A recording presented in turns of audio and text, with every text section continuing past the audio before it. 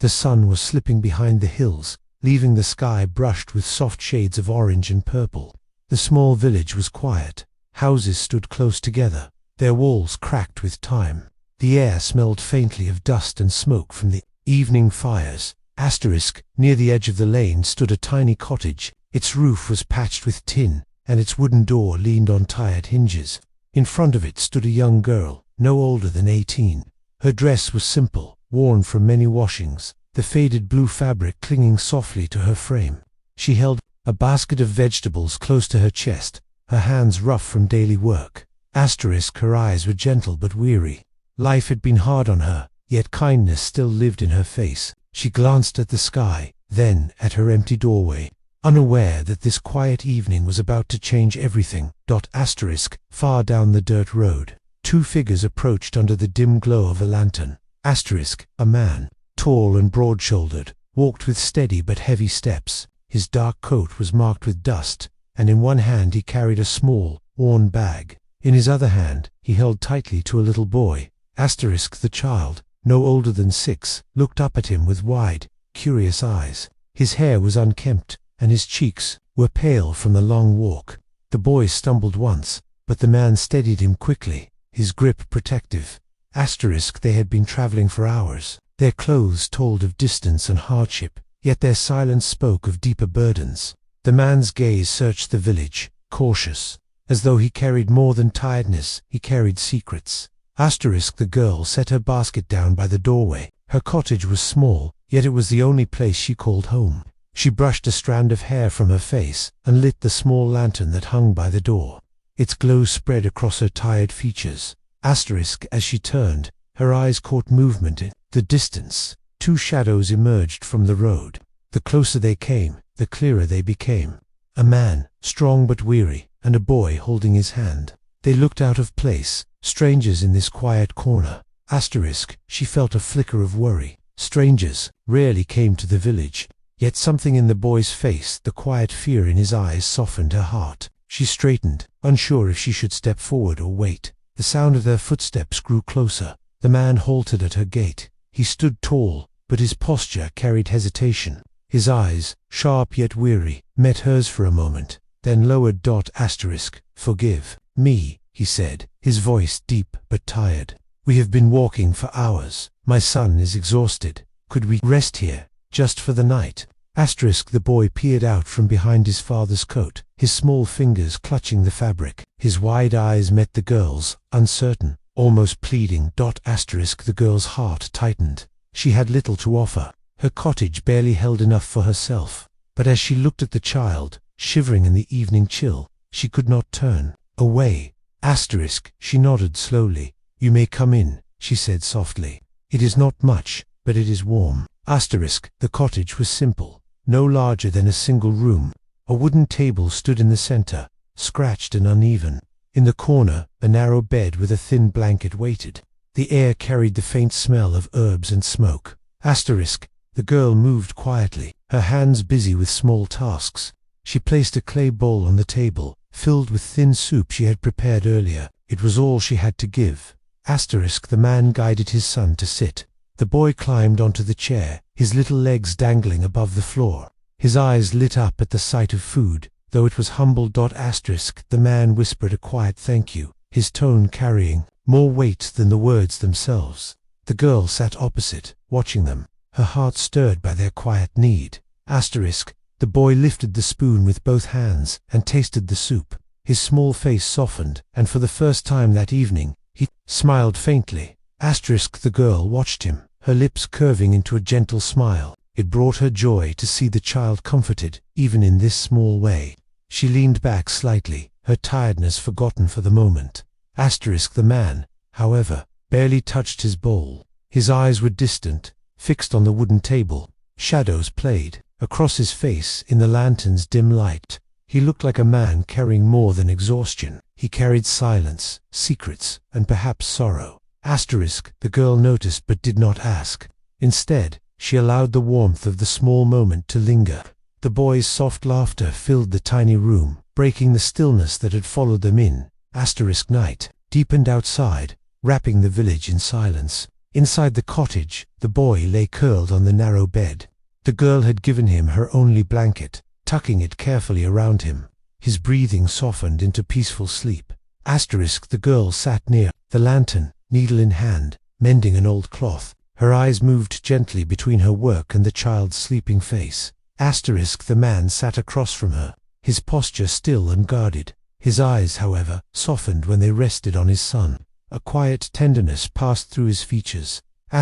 Neither spoke for a long time. Only the crackle of the lantern and the distant night sounds filled the air. Though strangers, they shared a fragile trust born in the quiet of that small room. At last, the silence broke. You live alone? The man asked quietly. His voice was steady, though it carried a careful edge. The girl nodded. Yes, my parents are gone. I manage with what I have. She kept her tone simple, without complaint. He studied her for a moment, as though trying to understand. His eyes carried weight, but he offered no story of his own. She tilted her head, curiosity in her gaze. And you, where are you traveling from? The man lowered his eyes. Far, he said simply. His answer was enough to end the question. The girl did not press. Instead, she folded her hands in her lap and smiled faintly. She had already given him shelter. His story could wait for another time. Dawn came softly. Pale light slipped through the cracks of the window and touched the worn floor. The boy stirred first. He sat up, rubbing his eyes with small fists, then smiled when he saw the girl moving about the room. She knelt by the hearth, coaxing a small flame to life. The scent of bread warming over the fire filled the air.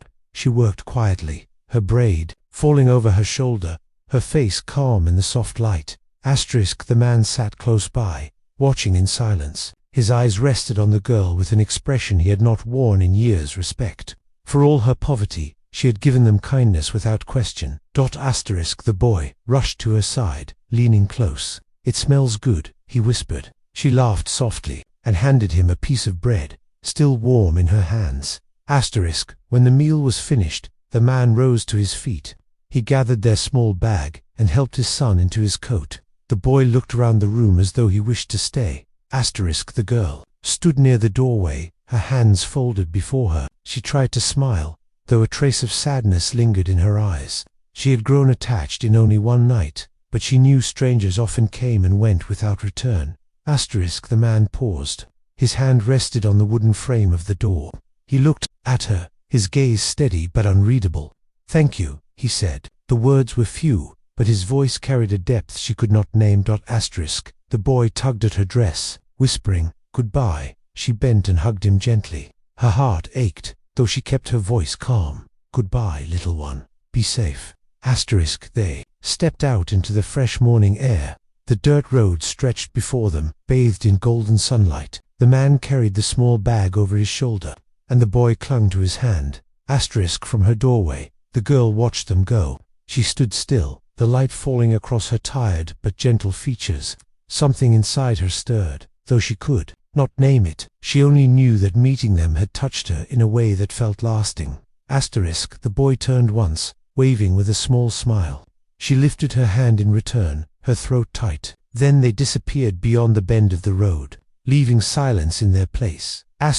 She sighed, turning back inside her cottage. Life would go on as before, with chores, work, and quiet evenings. Yet her heart carried their memory like a hidden flame.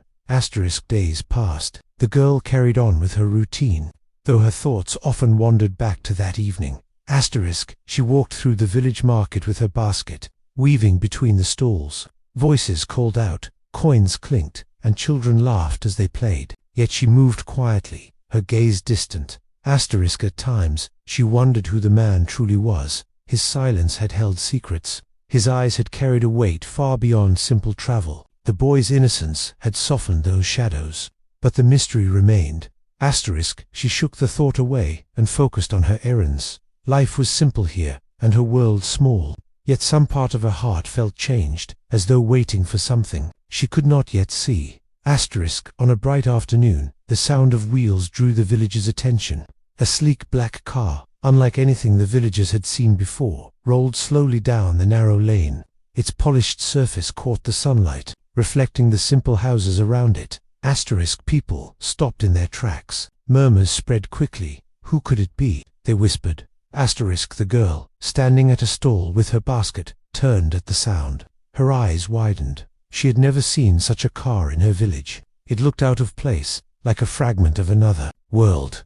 Asterisk the car slowed near her. Its door opened, and a familiar figure stepped out. The tall man, no longer dusty or worn, stood dressed in a sharp suit. His presence was commanding, yet his eyes softened when they found hers.